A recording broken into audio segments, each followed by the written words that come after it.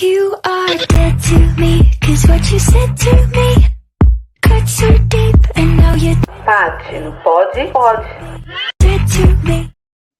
Boa tarde, pessoal. Começando mais um episódio do Paty no Pod Pod. E hoje eu estou aqui com uma jovem que descobriu o câncer aos 33 anos. E olha, ela acabou virando celebridade aí, ficou conhecida aí nas redes sociais. E eu vou colocar em cena aqui para vocês conhecerem. A minha convidada é Michele Zulo. Boa tarde, Michele. Tudo bem com você?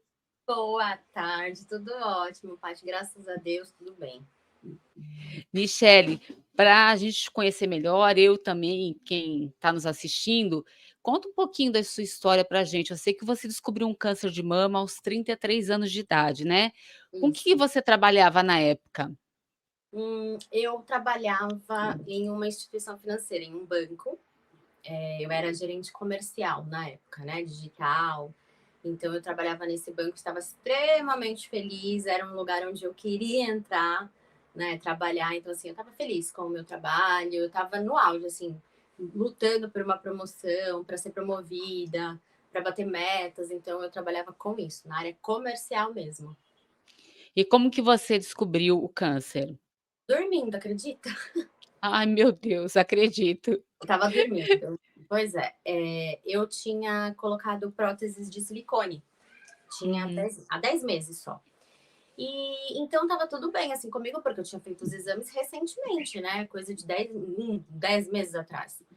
E aí eu tava dormindo um dia e me virei de lado. Quando eu me virei, eu senti uma pontada muito forte, assim, na mama, na direita, né? Como se fosse um choque Uhum. mesmo. E aí eu acordei com a dor, com a pontada.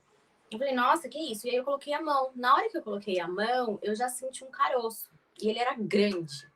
E eu falei, nossa, que estranho isso. Mas eu achei que era alguma coisa por conta do meu silicone, né? Que eu tinha colocado. Falei, bom, como eu coloquei, eu não fiz nada de drenagem e eu não entendia muito desse mundo de silicone, então eu achei que era algo relacionado. Foi assim. E você tinha algum caso na família já de Não, câncer? Não. nunca tive nenhum caso. Eu fui, infelizmente, a primeira. Nunca tive nenhum caso na família de câncer de mama. E qual que era o tipo do seu câncer? Luminal B, hormonal, né? Ele é É hormonal. hormonal. Esse nódulo, eu comentei com a minha mãe e até com a minha tia, umas 2 semanas depois, né? Eu falei, ai, eu tô sentindo alguma coisa aqui. Ainda pedi para elas colocarem a mão para ver. Elas também acharam que era tipo, alguma coisa relacionada ao silicone. Mas falaram, vai pesquisar, né? Vai ver o que aconteceu, faça exames. Eu falei, tá bom.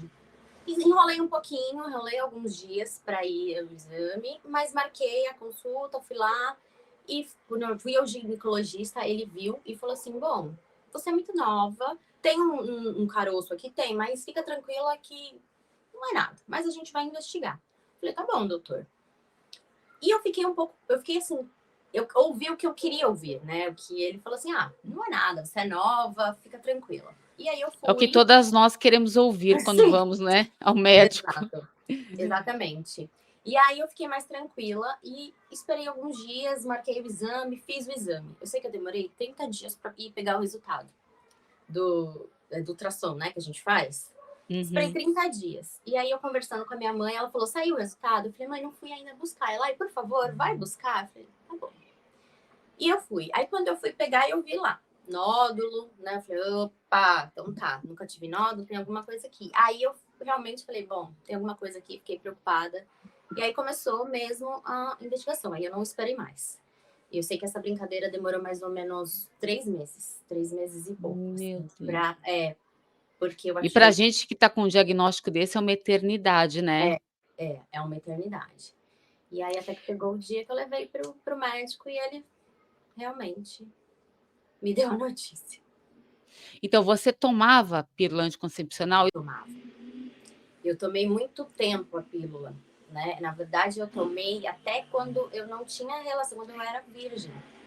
Eu sempre tomei, porque a menstruação era desregulada, e aí eu fui ao ginecologista, e ele falou, não, vamos tomar para regular. E comecei a tomar, mesmo antes da relação, tomava. Então, assim, eu tomei por muitos anos a pílula. Ô, Michele, e como foi quando, você recebeu o diagnóstico médico? O que que você sentiu na hora? A primeira reação que eu tive foi chorar.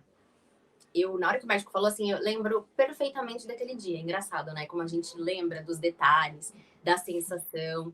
E a primeira coisa, quando ele falou, eu entrei em estado assim de pânico. Eu comecei a chorar, a chorar.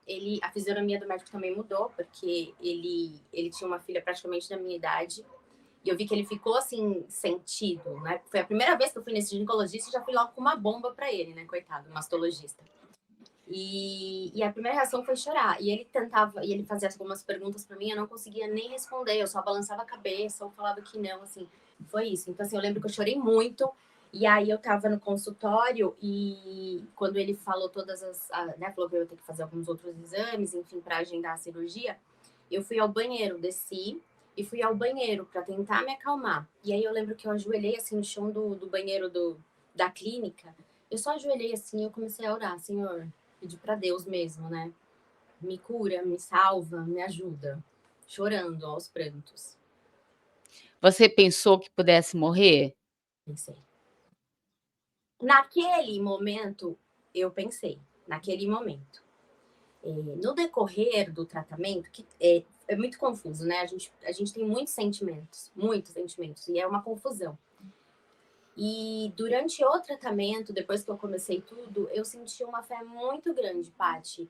Era uma fé, assim, que eu sabia que eu ia passar por isso. Eu tinha certeza, assim, que eu ia passar. Em alguns momentos o medo vinha, claro. Mas a fé era maior de que eu ia passar por tudo aquilo. Que eu ia conseguir. Então, assim, a minha fé foi muito maior que todas as coisas. Porque eu sempre tive uma fé muito grande, muito grande. Então, eu acho que isso fez a diferença. Ajudou, né? Ajudou, com certeza.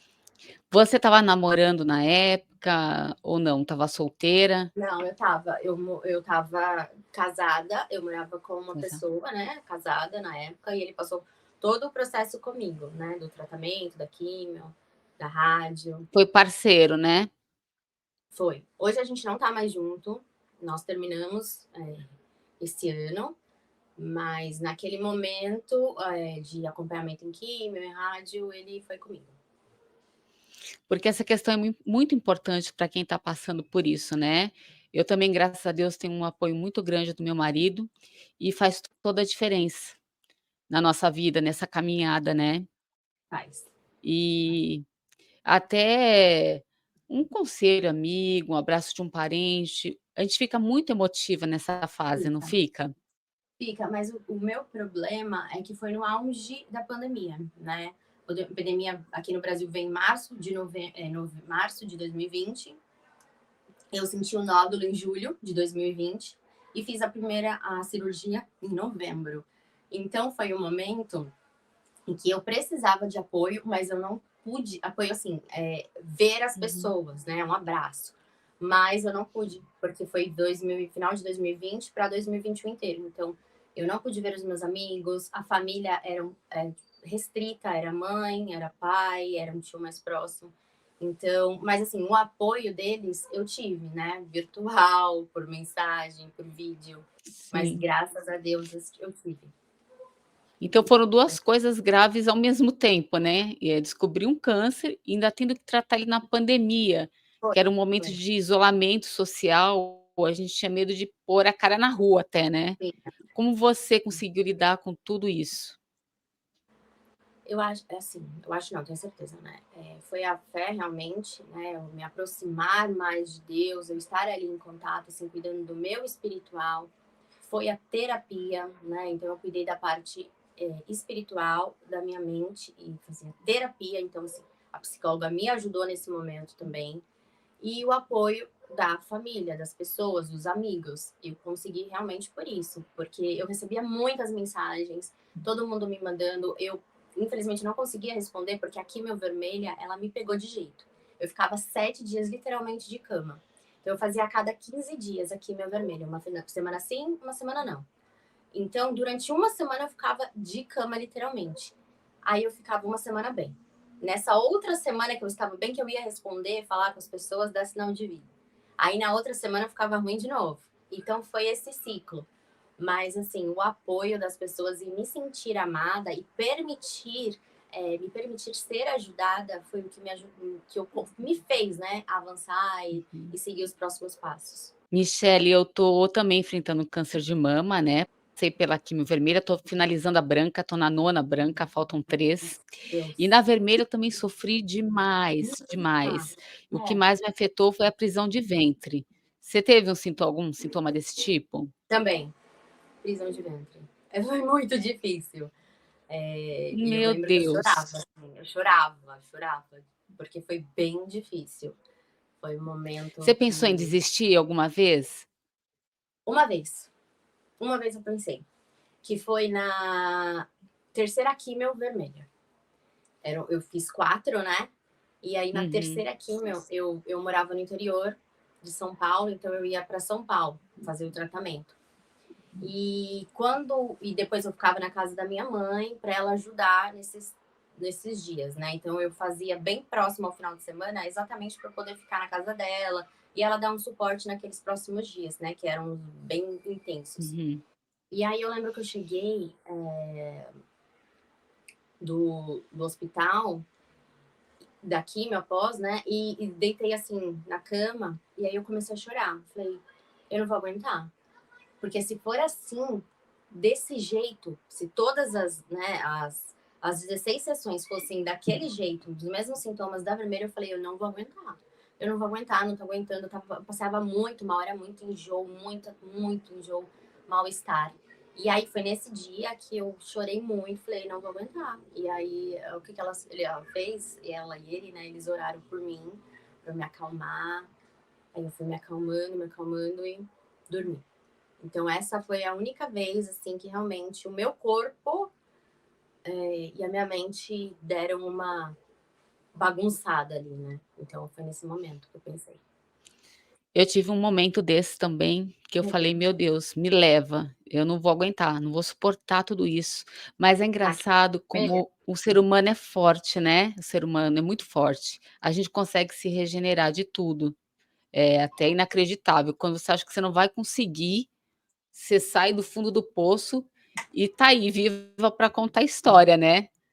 Então Exato. acho que a fé, essa ter a coragem, né, ajuda muito durante o tratamento. E você acha que o câncer tem, alguma coisa a ver com o emocional? Ai, que difícil, que pergunta difícil. Pode pular? Assim, Paty, a gente ouve tantas coisas, tanta, né, pessoa dizendo que sim, outras dizendo que não. Eu não consigo te dizer, não sei, porque eu não trabalho na área de saúde, eu não consigo te dizer com clareza e com certeza essa resposta. Né? Muitas pessoas falam que é mágoa, às vezes, mas, gente, né? Que alguma coisa que você, às vezes, até um castigo que você passou, alguma coisa que você fala, gente, o que eu Sim. fiz? Joguei pedra na cruz, né? Então, não, não, e eu não acho isso. Aquilo que né, o que eu fiz? Não fiz nada. Aconteceu, tinha que acontecer. Então foi um processo da vida.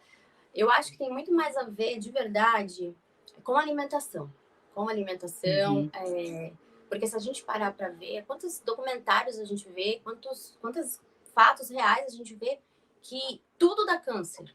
Uma panela, às vezes, dá câncer, às vezes uma Sim. notinha que você vai tirar e imprimir dá câncer. Então, assim, tudo parece que dá câncer. Então, uma comida, um alimento, né? Tudo enlatado, fast food. Eu acho, de verdade, que tem muito mais a ver com a alimentação do que a gente come, do que outra Porque às coisa. vezes a gente não sabe o que vai naquele alimento, né.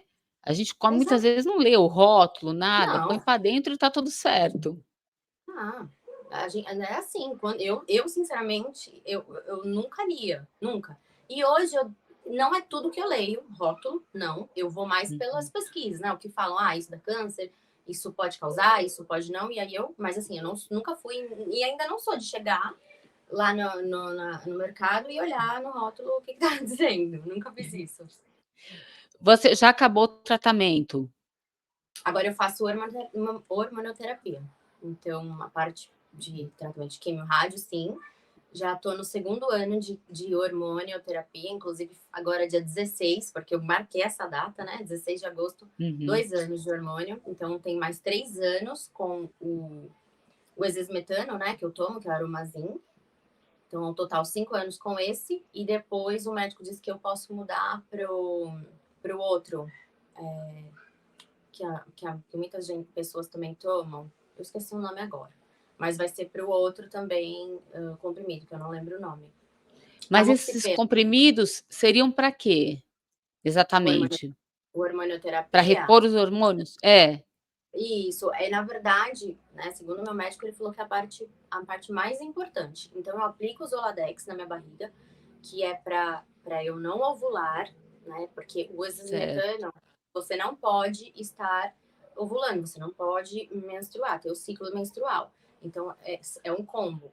O Zoladex mais o exesmetano, para não menstruar e não ter hormônio realmente no corpo, né? Eu não posso ter, porque ele veio do hormônio, hormonal, luminal B. E você chegou a fazer radioterapia também? Eu fiz 16 sessões de químio, 4 vermelhas e 12 brancas. Esperei alguns dias, acho que foi um mês mais ou menos, e aí eu fiz 15 sessões de radioterapia também.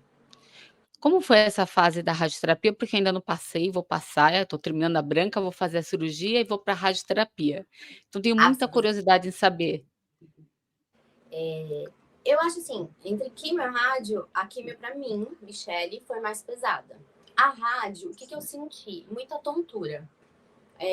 Como se fosse algumas crises de labirintite. Então eu fiquei com tontura. Engraçado, né? Era na mama, mas eu fiquei com isso. E aí eu questionei, falei com o médico, falei, doutor, que eu tô sentindo isso? E ele falou que era um efeito da rádio, realmente. Para mim, a rádio foi muito tranquila. Eu cuidei muito, assim, com hidratante. Então, eu passava muito hidratante antes, né? O tempo que eles indicaram. E depois também. Então, eu não tive queimaduras, graças a Deus. Ficou vermelho, ficou bem vermelho. Nossa, que bom. Por muito tempo, mas eu acredito que tenha sido por conta disso, porque eu hidratei muito realmente, né? Protegi, não podia tomar sol, então eu levei esses cuidados bem a sério. Para mim, foi mais O seu tranquilo. estava no quadrante? O seu era quadrante também? Não, eu fiz a mastectomia, né? Tá. Eu tirei a mama direita toda, e quando o médico retirou, ele já estava bem grande. Ele estava com 7,8 centímetros, então era Meu Deus. Na lateral, ele é muito grande. Então, assim, por isso que eu falo que ficou muito confuso, assim, no começo. Porque eu tava com uma prótese de silicone recente, a mama estava extremamente inchada, e aí e aqui na lateral, entendeu? Então, foi mais difícil para eu detectar. Foi bem mais difícil, assim. Quando eu senti, ele Você já tava podia com achar que era 4. alguma coisa do silicone também, né? Exato, que foi o que eu achei. Então, aí ele teve que fazer a mastectomia toda, tirou toda a mama. E você fez a reconstrução? Fiz há 2 meses. Recente. Ai, que bacana, tá recente então. Já tá recuperada? Tô. Graças a Deus. Deu tudo certo. Eu tive que esperar 2 anos e meio, né?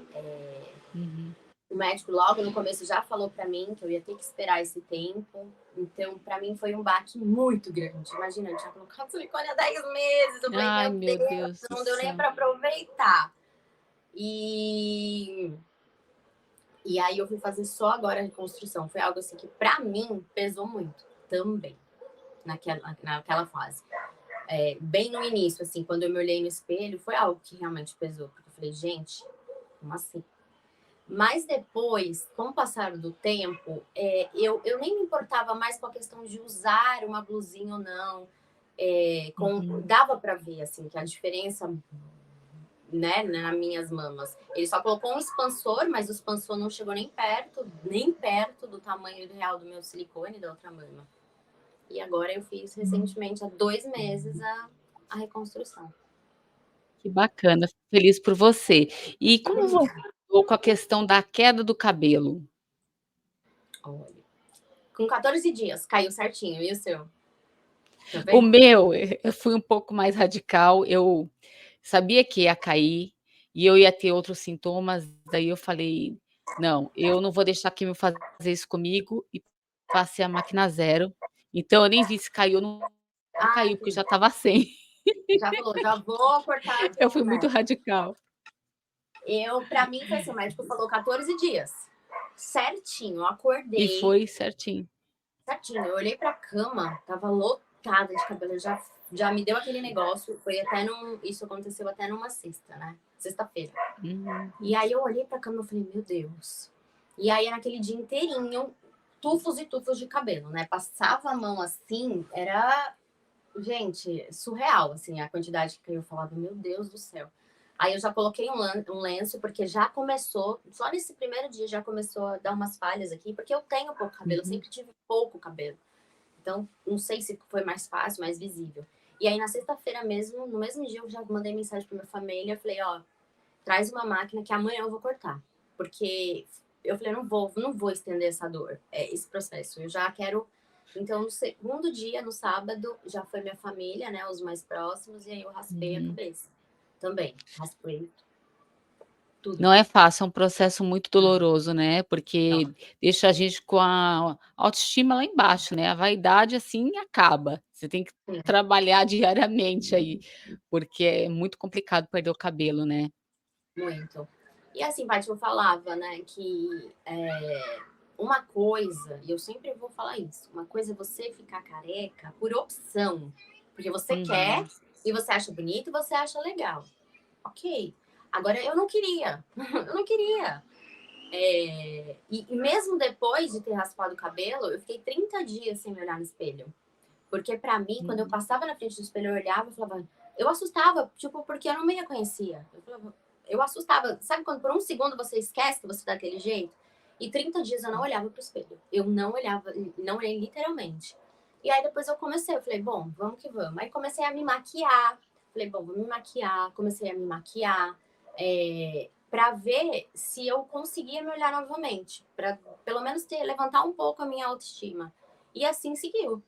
E assim foi durante o processo, né? Me maquiando. E aí eu comecei a postar vídeos para as mulheres na internet, né? Até me filmando, algumas rotinas que eu estava fazendo, porque eu falei, bom, se eu tô sofrendo, se tô passando por isso, tem alguém também que tá precisando, né, desse apoio, dessa ajuda. E eu Uhum. meio que eu ajudava e recebia ajuda também, porque era uma troca, né, de todas nós. Sim.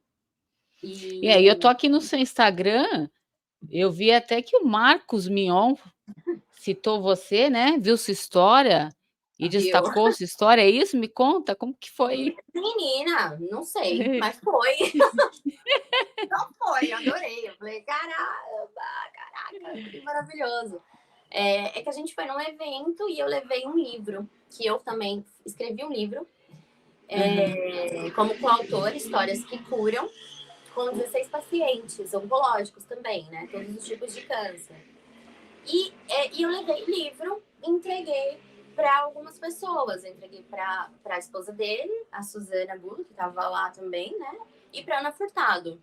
E eu escrevi e entreguei. Eu acredito que ela tenha dado para ele. Não sei, pode ser, com certeza, né? E mostrou, e eu acho que eles viram, e ele, de repente, tipo, alguns dias depois, ele me postou, né? Ele começou um quadro que se você seguir aquela pessoa. E aí ele me colocou, né? Foi o primeiro episódio dele.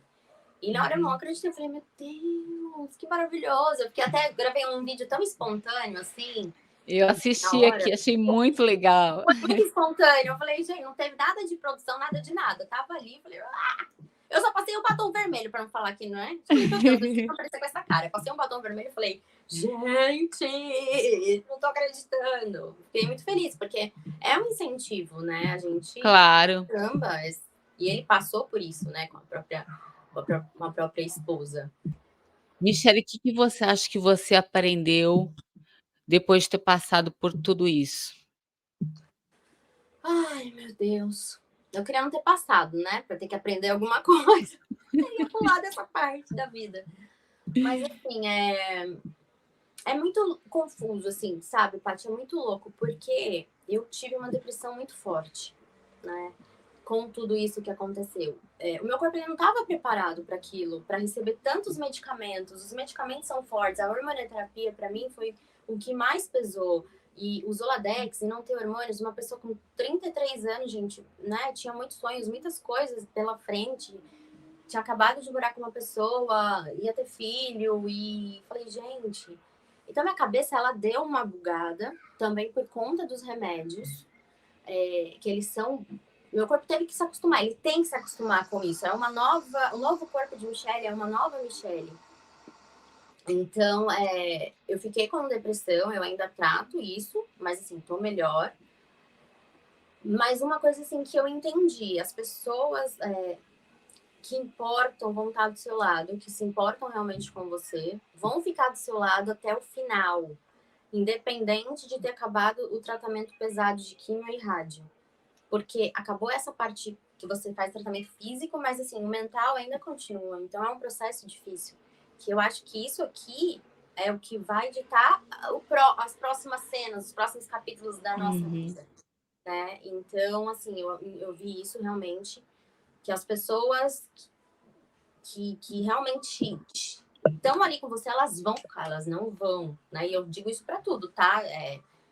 Não tô falando uma pessoa qualquer, tô falando para todos, ciclos, amigo, família, enfim, eles vão. Sim, isso ficou bem claro para mim também. Meu marido sempre falava uma coisa que era o seguinte: você conhece a pessoa, não é na hora boa, é na dor, né? Ele falava, é na dor, toda hora ele falava para mim, é na dor. E quando eu descobri que eu estava com câncer, e aí foi que eu descobri essa força dele de estar comigo o tempo inteiro me acompanhando, né? E é isso que você falou, quem realmente gosta de você, fica com você até o final, Fica. não importa o que esteja acontecendo. E Sim. quem era só um colega, some, literalmente, né? E também, assim, quando as pessoas viram que eu parei o tratamento, que eu acabei, e eu tava naquele processo de me descobrir novamente quem sou eu, o que eu vou fazer da minha vida, com que eu vou trabalhar, o que mudou, eu tava naquele processo disso, né, de mudanças. E algumas pessoas acharam que eu já estava linda, maravilhosa, bem, 100%. E não entenderam essa mudança na minha mente, né? Não entenderam que eu me afastei de muitas pessoas, não porque eu, assim, queria, mas é porque eu não tava 100% ainda. Eu tava, gente, calma, tô engatinhando ainda. Eu acabei de sair de uma tempestade, não dava para eu raciocinar na tempestade, eu tô saindo dela. E muitas pessoas se afastaram, achando que, nossa, tava 100%. Não, é um processo, né? A gente vai É um passando. processo longo, né, não dá para, não é Sim. uma coisa rápida, é uma coisa que fica por muito tempo, eu acredito, assim. Você não vai esquecer isso da noite para o dia, porque é um tratamento muito severo, né? Exatamente. E aí eu acabei, assim, me afastando de algumas pessoas depois disso, mas não, assim, não foi... Até já escrevi isso num post que eu fiz, uma foto, não foi porque eu quis, assim, foi porque eu tava tudo muito confuso para mim. Eu tô indo de cada vez, calma. E muitas pessoas não entenderam, e ok, se afastaram, pararam de falar, pararam de seguir, e eu falava, gente, dá uma segurada aí que não é bem assim. Calma, né? Mas ok, as pessoas têm o livre-arbítrio e fica quem quer e vai quem quer. Muitas vezes é livramento, né, Michele, se a gente parar para pensar, é até um livramento, né?